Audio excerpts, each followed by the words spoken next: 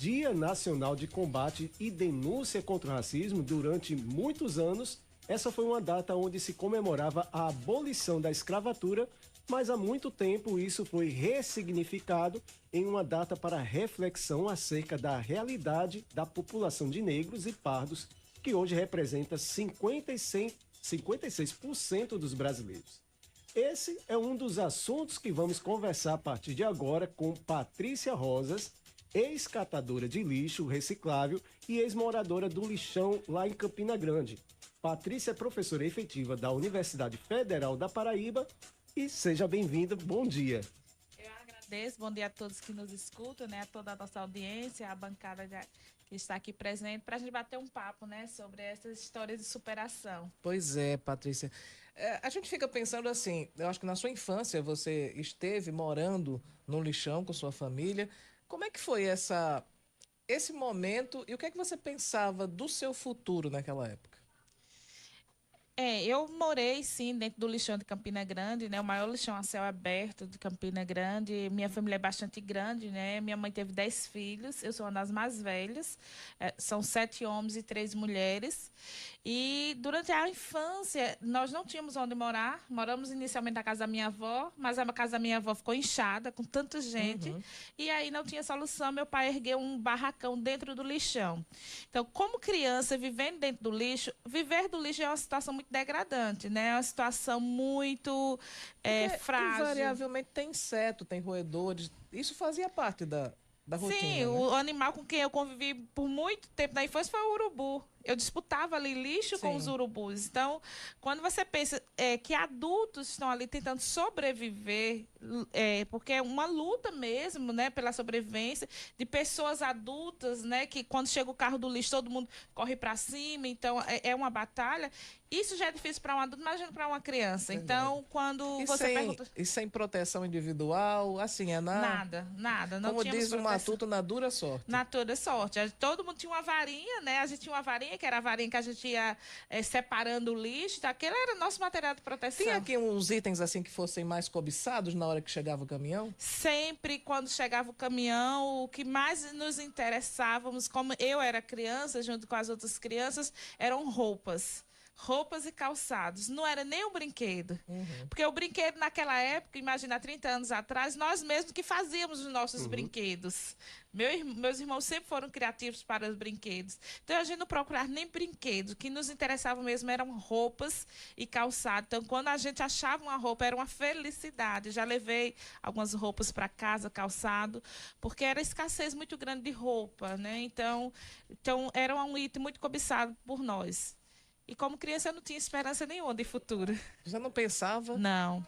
Eu não Você tinha. achava que iria ficar ali, catando lixo? Aí isso que é uma coisa muito curiosa. Eu tinha os pés dentro do lixo, mas no meu coração, na minha mente, eu dizia, esse não é meu lugar. Eu não quero viver aqui. Eu construí isso dentro de mim com 6, 7 anos de idade. Eu dizia, eu não vou morar aqui. Eu não quero viver aqui. Então era muito forte essa decisão dentro do meu coração. Mas eu não sabia como sair dali. Foi quando eu entrei na escola que meu horizonte se abriu. Quantos anos você tinha quando foi para a escola? 7 anos de idade foi a idade que eu entrei na escola pela primeira vez. Quando você diz que você tinha no seu coração a certeza de que você não pertencia ao lixo, quando você chegou na escola, você também pensou, puxa, aqui pode ser a forma de eu sair do lixo? Foi exatamente isso. Porque como criança, vivia muito cedo, né? A gente foi para o lixão muito cedo. Meus pais levaram a gente para essa realidade muito cedo por falta de condições de moradia. Então, o que eu vivia, eu só tinha 2 experiências. A experiência da casa da minha avó, a experiência do lixão. Eu não saía para outros ambientes. Quando eu chego na escola... Aí foi que eu é uma escola muito carente, uma escola de bairro, de periferia, que não tinha nenhum atrativo. Minha escola não tinha um parquinho, minha escola não era pintada com cores coloridas, minha escola não tinha biblioteca, não tinha refeitório. Era um grupo escolar era muito só carteira, simples. Cadeira, carteira, quadro e pronto. É aquela básico feijão com arroz. Exatamente. Aí você me pergunta, minha mãe matriculou todos os seus 10 filhos na escola. Eu fui a única que entrei e permaneci dentro da escola. E não foi fácil, certamente, permanecer. Claro que não. E aí você pergunta, o que foi que me fez ficar dentro da escola? A vontade de sair do lixo? Aí onde entra a história do livro, O Perfume das Rosas. Por quê? Porque aí foi onde eu tive um encontro mágico. Um encontro entre com a minha vida e a vida de uma professora, que mudou muito. Que se chamava Rosa também. Rosa Limeira. Eu me chamo Patrícia Rosas, ela Rosa Limeira. Então, veja só, quem vive do lixão, aquele odor do lixo fica impregnado em você. Impregnado na pele, no cabelo, na roupa. E quando eu fui para a escola, eu estava dentro do lixão. Então, imagina uma menina indo para a escola com aquele odor de lixo. Fedendo. Fedendo. Então, eu tinha muita vergonha do meu odor. Uma vez me perguntaram se eu sofri racismo, preconceito dentro da escola. Nunca por causa do cheiro, não. Mas me envergonhava aquele cheiro. Então, só que quando eu entro na escola pela primeira vez, é aí que o mundo se abre para mim. A professora ficava na porta e abraçava os alunos que entravam na sala de aula. Eu não queria ser abraçada, porque eu tinha consciência que eu fedia, mais do que qualquer outra criança. Então, eu ia ficando no final da fila e passava pitu na professora e entrava na sala de aula. Mas a professora era muito, muito carinhosa, ela acolhia muito bem os alunos. E teve um dia que eu não teve escapatória, eu tive que abraçar aquela professora. Ali foi mágico para mim. Porque eu pequenininha, eu lembro como se fosse hoje. Eu segurei na cintura daquela professora, abracei e senti o perfume dela. E ali no meu coração, com 7 anos de idade, eu decidi ser professora. Eu disse, eu quero ser professora, porque eu quero ter este perfume. Na minha cabeça, o professor era aquele que cheirava bem. Sim. E aí eu cresci, disse, eu quero ter esse perfume. E eu quero levar esse perfume para outras pessoas. E aí eu disse, naquele dia, com 7 anos de idade, eu disse, eu quero ser professora. A partir daí, construí toda a minha carreira em sala de aula. Então, a gente tem que entender que você era uma aluna aplicada. Você gostava, sempre gostou de estudar? Sempre, sempre. Estudar, para mim, era inegociável. É tanto que eu estudava um período, outro período estava dentro do lixo, pedi esmola nas ruas de Campina Grande, pedi esmola, eu, minha mãe, meus irmãos, porque há 30 anos atrás, nós passamos fome. Muita fome. Eu sou uma pessoa que passei muita fome. Todos os meus irmãos eram desnutridos. E eu vivia nas ruas pedindo esmola. Trabalhei de tudo. Eu e meus irmãos para comer. A gente trabalhava tudo. Para Descreva pra gente tudo. Trabalhei em roçado, arrancando batata. Eu e meus irmãos, a gente morava perto de roçado. Na época da colheita, os donos chamavam aquela gurizada da rua e trabalhamos, arrancamos muita batata. No final de semana, a gente ganhava um saco de batata. Trabalhei em abatedouro, onde matava os animais. Trabalhei como serviços gerais. E no abatedouro também ganhava carne? No abatedouro, o meu pagamento era comida. O qual era um balde de tripa e sangue. Sangue de boi. Que eram as partes menos nobres, né? Era aquilo que dava ali para quem estava ali trabalhando. Chegava em casa, minha mãe já tinha um caldeirão de água quente para colocar aquele sangue e a gente comer. Então, trabalhei por comida. Balde de tripa, chegava em casa, tinha que limpar as tripas, minha mãe assava ali com cebola e era a nossa felicidade. Trabalhei fazendo em olaria, fazendo tijolo manual. Eu, com 8, 9 anos de idade, até uns 10 anos de idade, fazia massa, colocava ali nas formas, colocava para assar, esperava assar, depois empilhava para o caminhão levar. Trabalhei muito nisso.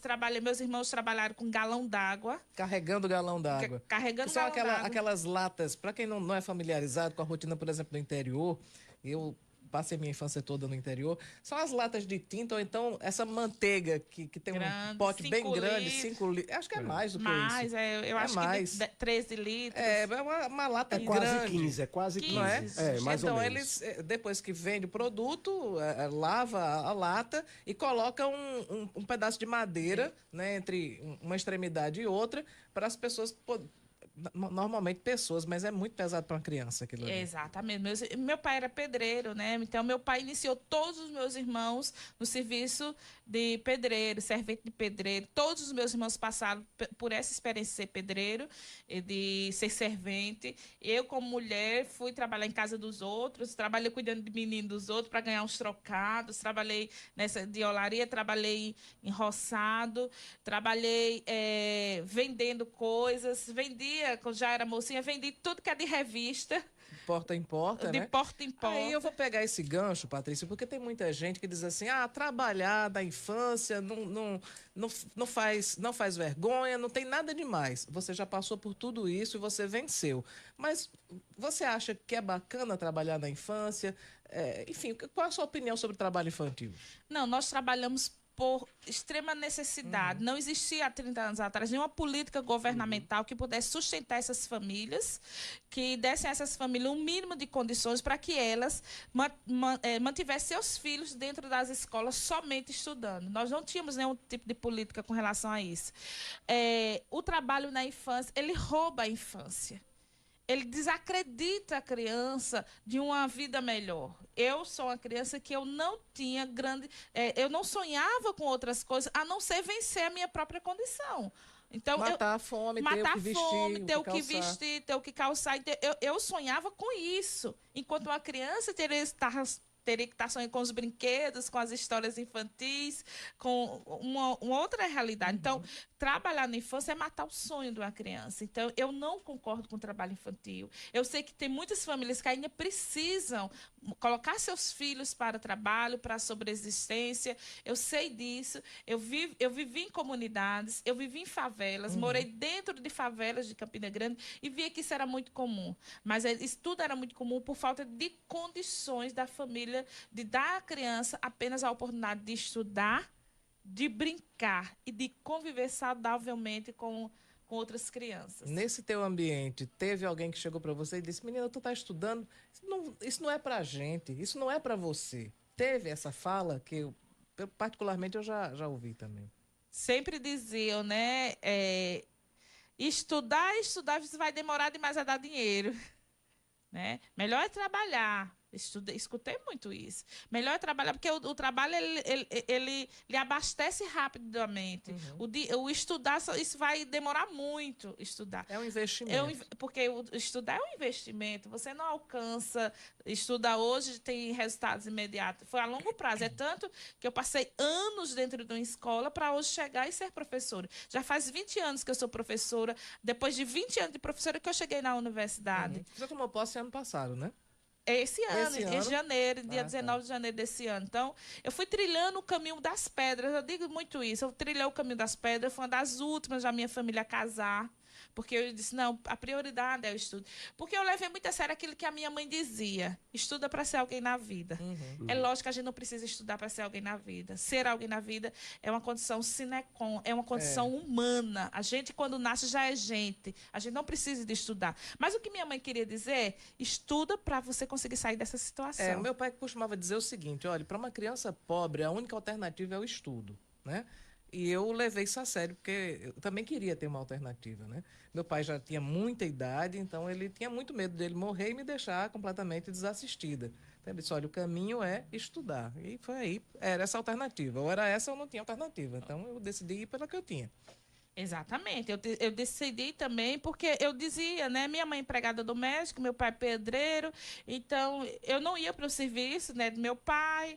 Minha mãe, eu não queria ser empregada doméstica, então o que é que eu quis fazer na vida? Quando eu me encontrei com Rosana Limeira, eu disse, eu quero ser professora. Então, para mim, o ser professora era a profissão que me abriria muitas portas na vida. A minha primeira viagem de avião foi graças aos estudos. Além de lhe abrir portas, lhe dá uma oportunidade que eu acho que é mágica. Quer dizer, você foi tocada por essa mágica da professora Rosa e certamente você já se viu em situações em que você foi a mágica na vida de outras pessoas.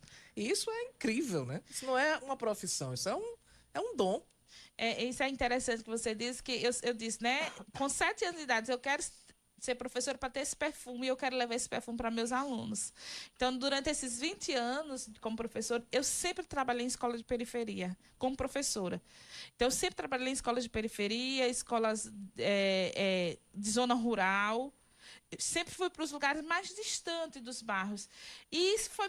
Por que foi? Eu nunca trabalhei numa escola grande de centro em Campina Grande. Sempre trabalhei nas escolas de periferia. Mas eu fui sendo levada naturalmente para esses ambientes, porque inconscientemente eu estava fazendo aquilo que eu disse há tantos anos atrás. Eu quero levar perfume para outras crianças que tinham as mesmas condições que eu.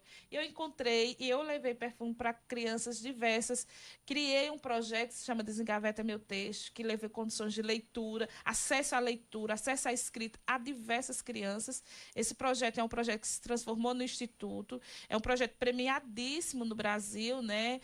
Inclusive ganhamos o prêmio LED. E aí eu fui construindo essa carreira pensando também na minha responsabilidade social, de onde eu tinha saído. E eu fui tentar resgatar, tentar levar esperança para essas outras crianças que estavam nessas mesmas condições que eu. Crianças de periferia, crianças de favela, crianças de bairros distantes. Mas assim, a gente sabe que você estudava e, quer queira que não, trabalhava, estava ali. Como era para conciliar? Porque muitas vezes eu acho que passou na cabeça, gente incentivou você de desistir e se dedicar apenas ao trabalho ali no lixão e tal. Como foi para você conciliar e não desistir da educação? Eu sempre estudei e trabalhei, mas teve uma cena na minha vida que foi muito difícil para mim. Eu já tinha feito graduação, fiz graduação na universidade, eu estava no mestrado na UFCG, tinha passado na seleção do mestrado na UFCG e estava dando choque. Eu não conseguia estudar e trabalhar naquela época, porque eu tinha que concluir o mestrado.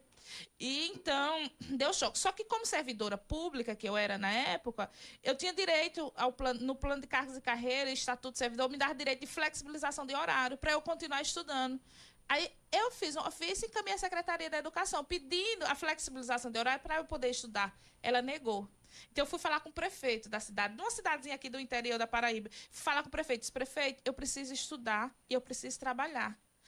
Só que eu preciso de uma flexibilização de horário. E sabe o que foi que o prefeito disse para mim? Ele disse, professor, aqui você escolhe, ou estuda ou trabalha. Porque eu não preciso de um professor mestre. Só preciso de um professor que dê conta da sala de aula. Gente, eu chorei muito. Chamei minha orientadora. Foi meu primeiro concurso, passei em primeiro lugar. Era minha subsistência. Eu cheguei para minha orientadora e disse a ela, professora, eu não consigo conciliar, fazer o mestrado e trabalhar. Eu preciso dos dois. Chorando muito, junto com a minha orientadora que chorava comigo, eu tomei uma decisão muito difícil na minha vida. E eu disse, professora, eu escolho estudar. E eu abandonei o trabalho. Passei de novo necessidade, pagava aluguel na época, porque meu pai abandonou a casa várias vezes. Meu pai era alcoólatra, abandonou a casa várias vezes. Quem sustentava o aluguel da casa era eu. Então, eu tive que sair da casa para uma casa menor, uma casa mais barata. Meus amigos me davam carona para terminar o mestrado e foi assim que eu consegui. E foram assim todas as decisões da minha vida. Eu nunca abri mão dos estudos. E eu tive muita dificuldade.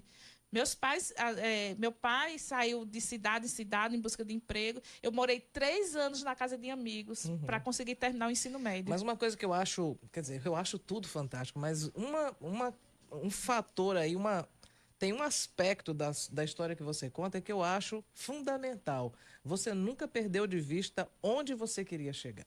Então, em nome do destino, eu vou fazer o melhor caminho possível. Eu vou fazer... Por exemplo, abrir mão de um emprego, pouca gente abriria mão de um emprego para estudar apenas. Mas você sabia que se você ficasse no emprego, você não chegaria no destino final que você queria. Ai, você falando me arrepia, porque me joga assim, me leva lá nesse passado. Porque no passado, quando eu tomei essa decisão, eu fiquei muito em dúvida. Será que é isso que eu quero? Quantos fariam isso? Muito pouca gente talvez fizesse isso. Mas era o meu destino. Eu dizia, eu quero chegar lá. E onde era esse lá? Lá era alcançar toda a minha formação necessária como professora. Eu fiz doutorado, que é a última titulação no Brasil. A maior titulação no Brasil de um professor é o doutorado. Eu fiz doutorado porque eu disse, eu quero chegar lá porque eu quero ser uma professora melhor. Sendo uma professora melhor, eu vou estar nos lugares que eu possa ter acesso a condições de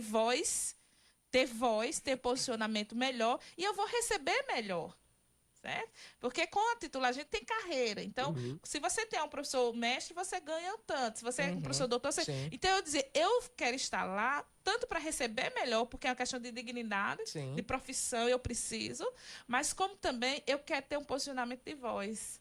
Porque a gente sabe que muitos professores têm projetos muito interessantes, mas são abafados, são silenciados. Ninguém dá voz, ninguém dá vez a esses professores. Por exemplo, uma professora negra, ela já foi silenciada algumas vezes por ser negra? Muitas vezes.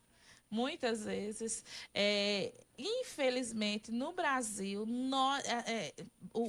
o racismo não é mito, o racismo ele é realidade. O racismo existe em todas as estruturas sociais.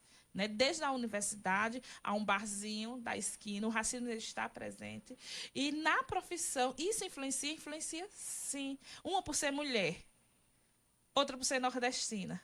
Uma por ter sido uma mulher pobre, porque já traz aquele estigma, né? Mulher, fulano foi uma mulher pobre que veio. Então, assim, é como se a gente não tivesse voz, como se a gente não entendesse das coisas, como se a gente não pudesse ocupar espaços de poder, espaços de fala, porque a gente não conheceu as estruturas de poder social, porque a gente vem lá do baixo clero, como se... Não.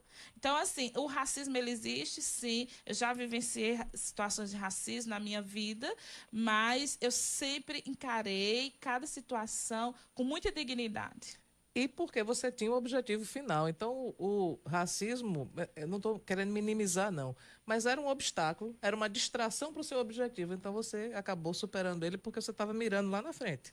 Quem é você para derramar meu munguzá? É isso aí. Já dizia a música, né? Uma menina que teve que sobreviver à fome, que teve que sobreviver à falta d'água, que teve que sobreviver dentro do lixão, que fugiu de muitas situações de violência sexual.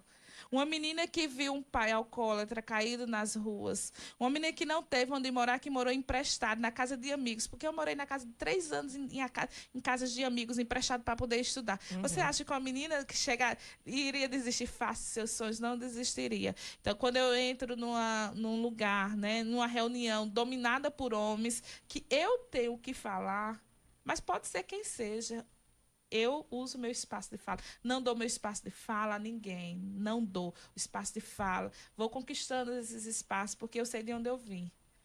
Eu sei o que eu passei para estar aqui. E agora, onde Patrícia Rosas quer chegar? Qual é o perfume que ela quer espalhar por aí? Hoje, eu estou formando novos professores. Maravilha. Eu estava lá na base, eu estava sendo professora, enfrentando diversas dificuldades, diversas realidades. E hoje eu estou formando professores para irem para essa base. Então, onde é que eu quero chegar? Como professora do Centro de Educação, né, da Universidade Federal da Paraíba, do curso de Pedagogia, eu quero formar bons professores. Então, a minha meta hoje é formar bons professores, para que esses professores estejam lá na base, lidando com as diversas dificuldades que tem uma sala de aula, levando esperança para esses professores, sabe? Eu quero fazer isso através do curso de extensão, um curso de extensão sobre formação de professores, quero fazer isso através das minhas pesquisas dentro da universidade, quero fazer isso através do meu ensino dentro da universidade. A universidade tem esses 3 eixos, né? Ensino, pesquisa e extensão. Então, a partir desses 3 eixos, eu quero dar o melhor de mim para esses professores, para que esses professores possam dar o melhor de si dentro da sala de aula, das periferias dessa grande João Pessoa, dessas escolas com tantas dificuldades aqui na cidade de João Pessoa, em diversos lugares de onde esses estudantes vêm. E a gente tem uma participação aqui que eu acho que vai mexer com a professora, que é do Diego Ângelo. A professora Patrícia Rosas foi minha professora na ESMA, no curso de formação de juízes, e gostaria de fazer um agradecimento, pois ela foi muito especial. Ai, eu não acredito, que Olha aí. especial, gente. Eu fui, sim, aqui em João Pessoa, inclusive. Fico muito feliz, né? Eu fui convidada para ministrar uma disciplina sobre linguagem jurídica no curso da ESMA, formando aí esse pessoal que está lutando para fazer concurso, pessoas que já são, alguns já são juízes, outros advogados. Então, assim, eu acho muito interessante esse encontro, fico muito feliz, mando um beijo grande para ele, estudantes que publicaram, estudantes que fizeram curso e no final da disciplina publicaram seus artigos em revista. Que feliz, mando um abraço para todos da ESMA. Professora, a gente já está se encaminhando para o final dessa nossa conversa, infelizmente, mas eu acho que o recado ficou muito impregnado, para usar um termo da perfumaria, ficou muito impregnado em todos nós, e esse cheiro, esse perfume, ele vai se prolongar, porque a sua história é muito inspiradora, né? Dizem que Deus não dá uma tarefa maior do que o que a gente possa desempenhar. Então, tenha certeza que ele, desde o início, ele confiou muito, ele sabia que a senhora podia ir muito longe. Ai, que bom, obrigada. E eu agradeço muito por que a senhora tenha vindo aqui partilhar conosco. Eu já conhecia a sua história, porque na época da sua posse, né, eu fiz uma matéria a respeito lá para o Parlamento PB. Mas eu queria trazer essa história para ser partilhada com muitas outras pessoas, porque eu acho que esse perfume impregnado, ele pode modificar muitas vidas também. Eu acho que a imprensa tem esse papel de mostrar para... Claro, a gente mostra aqui desastres, enchentes, tragédia, crimes absurdos, mas a gente também tem que mostrar o que há de melhor no ser humano, a fé que o ser humano pode ter em si próprio, nas suas próprias capacidades, mesmo que todo mundo diga que não, se você tiver determinado, não tem quem lhe pare. O que tem que ser é. É verdade. É uma entrevista que eu recebi com muito carinho, né?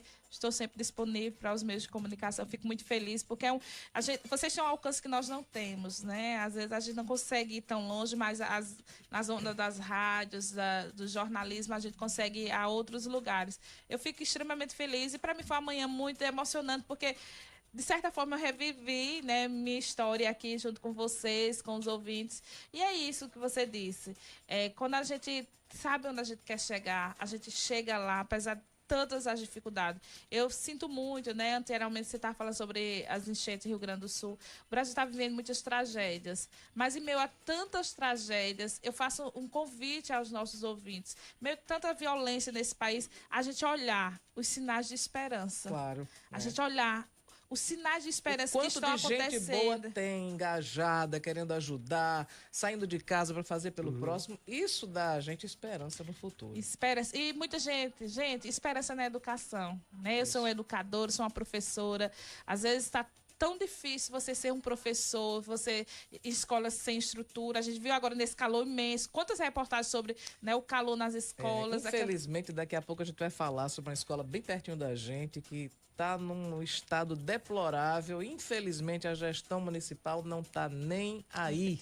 Está andando para trás como caranguejo.